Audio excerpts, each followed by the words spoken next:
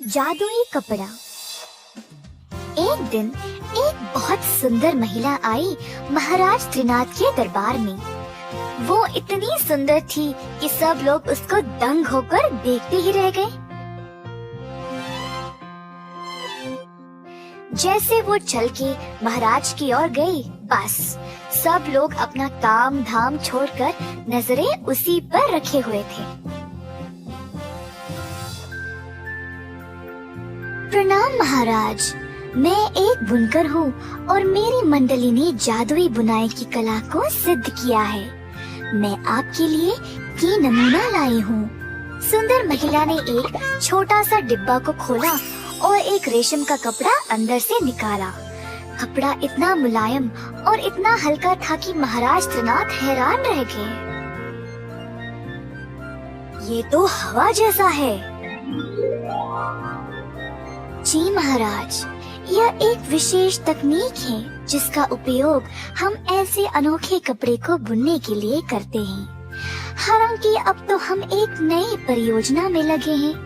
हम एक ऐसा कपड़ा बना रहे हैं जो इससे भी हल्का, पतला और मुलायम है। हम उसे आकाशीय कपड़ा कहते हैं क्योंकि केवल देवताओं ने ही इसे अब तक पहना है। महाराज त्रिनाथ और उनके दरबारियों ने बहुत ध्यान से सुना उस सुंदर महिला की रसीली आवाज को जो पूरे विशाल कक्ष में गूंज रही थी।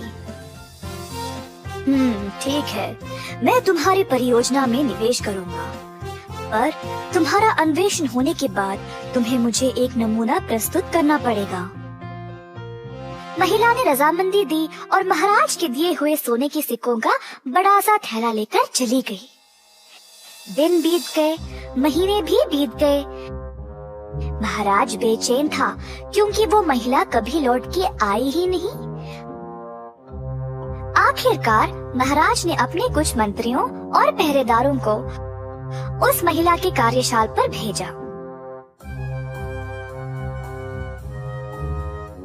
जब वे लोग वहां पहुंचे तो वहां का नजारा देखकर आश्चर्य रह गए। वहाँ करघे तो थे पर कोई धागा नहीं। साग बुनकर उन पे काम कर रहे थे और वे अपने काम में इतने डूबे हुए थे कि किसी ने भी इतने आदमियों की सेना को ध्यान ही नहीं दिया। करघे काम तो कर रहे थे परंतु उनमें से कोई कपड़ा निकला ही नहीं। सब मंत्री दरबार वापस गए और तुरंत महाराज को सब कुछ बताया। महाराज क्रोधित हो गए। उसी समय उस महिला को बुलाने का आदेश दिया। महिला अपनी एक दासी के साथ आई जो एक खाली थाल पकड़ी हुई थी। महाराज के सामने झुककर महिला ने कहा, महाराज, जो नमूना आपने मांगा था मैं वो ले आई। दासी ने महाराज को खाली थाल प्रस्तुत किया। महाराज बोलने ही वाले थे कि थाल खाली है जब महिला फिर से बोल पड़ी, महाराज, यही है वो आकाशी कपड़े का नमूना। साधारण मनुष्य को ये दिखाई नहीं देता, परंतु जो मेधावी और बुद्धिमान है केवल वही देख सकते हैं इसकी लावण्य। जो भी लोग वहाँ उपस्थित थे ये सुनकर हैरान रह गए। सब सोचने लगे, महाराज शायद हम सबको मूर्ख समझते हैं। समय आ गया इस बात को ठीक करने का।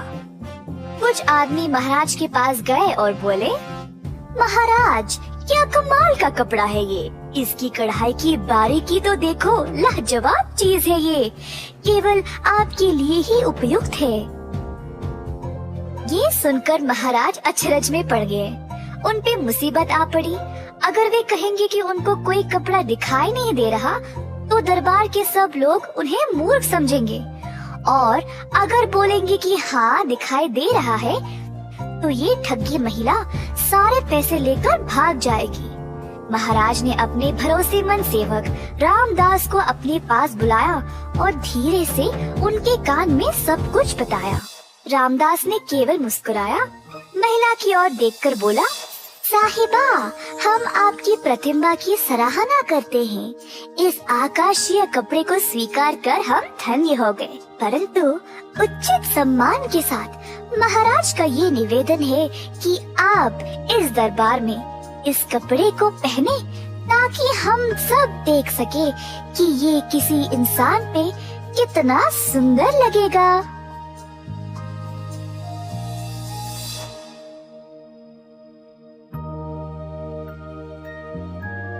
महिला को लगा कि अब उसकी चोरी पकड़ी गई और चाल नहीं चल पाई। वह या तो अपनी गलती स्वीकार कर सकती थी या सबके सामने बिना कपड़ों के खड़ी हो सकती थी। कोई और रास्ता ना होने पर महिला बस महाराज के कदमों पर पड़कर माफी की भीख मांगने लगी। महाराज थे दयालु, तो उन्होंने उसको क्षमा कर दिया, परंतु महिला को वो सोने के सिक्कों का थैला वापस करना पड़ा।